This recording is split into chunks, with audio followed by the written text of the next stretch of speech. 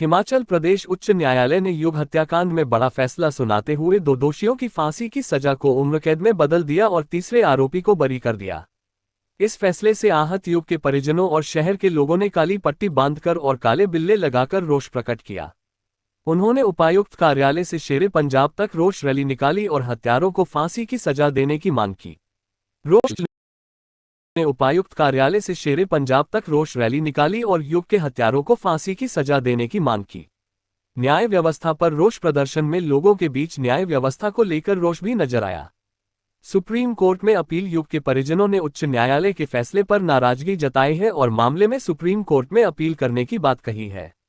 युग हत्याकांड के बारे में मामले की जांच सीआईडी ने मामले की जांच की और आरोपियों के खिलाफ ठोस सबूत जुटाए। निचली अदालत का फैसला। निचली अदालत ने दोषियों को फांसी की सजा सुनाई थी, जिसे उच्च न्यायालय ने उम्रकैद में बदल दिया।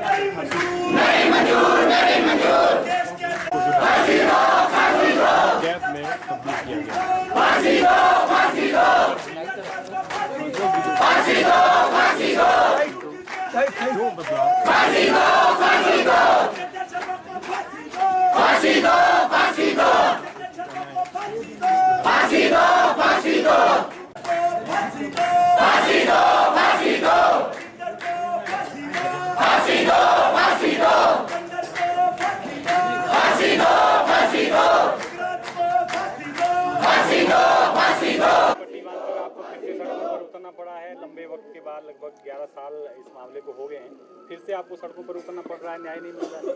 न्याय के लिए अंधा कानून है, इसलिए आंखों में पट्टी बांधी है। आज हमें इंसाफ नहीं मिला, इसीलिए हमने पट्टी बांधी है।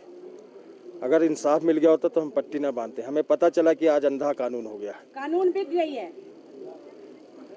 क्या चाह रहे थे आप और क्या इस फैसले से एक को रिहा कर दिया? तीनों को फांसी चाहिए। तीनों को फांसी चाहिए। एक को रिहा किया गया, कह रहे कि उनका कोई वही सारे सबूत होने के बावजूद इस जज साहब को कैसे लगा कि उनके पास वो बेकसूर है। बेकसूर कोई नहीं है, सब गुनहगार। क्या जिस तरह से काफी लोग आप देख रहे हैं आज भी जुड़े हैं, आज का आपका ये यहाँ से वहाँ तक मार्च है शेरे पंजाब तक, इसके बाद क्या रणनीति रहेगी? क्या इस आंदोलन को और आगे लिया जाएगा? नहीं, आंदोलन हम बिल्कुल लिया जाएगा। हमें इंसाफ नहीं मिलेगा तो आगे और आंदोलन चलेगा। सुप्रीम कोर्ट जाएंगे। क्या लग रहा है? सरकार भी तैयारी कर रही है सुप्रीम कोर्ट जाने की। आपकी बातचीत हुई है सरकार? बोल रहे थे, अभी क्लियरेंस नहीं है हमें। बोल रहे थे, अभी क्लियरेंस नहीं है हमें कि सरकार जाएगी आगे अपील पे कि नहीं जाएगी। क्या लग रहा है? दलीलें ठीक से नहीं दी गई? दलील जो ये चेंज किया गया डिसीजन और एक को रिहा किया गया, क्या मानते हैं कहीं कमी नहीं? हमारी तरफ से पूरी दलीलें दी गई हैं, सीआईडी वालों ने पूरी दी है।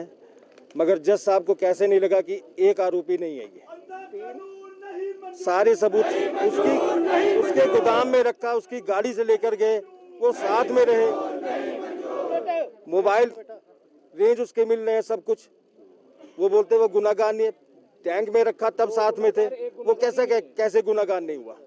दिल दुखता है जब इस तरह का, क्योंकि जी लंबा वक्त आप इंतजार कर रहे थे कि वहाँ सेशन से 1 साल में हो गया, यहाँ 7 साल में भी इंसाफ नहीं मिला। मैं आज हाई कोर्ट में बरी और 2 को दिया, 1 को छोड़ दिया। हाँ, और उनको पहले फांसी हुई, तीनों को सब कुछ मिला। पहले फांसी हुई, बाद में बरी कर दिया यार। ऐसा क्या? दोषी मेन तो वही है। उनके गोदाम से लेकर के उसके गोदाम से सब कुछ हुआ। कैसे दी चाबी उसने अपने गोदाम की?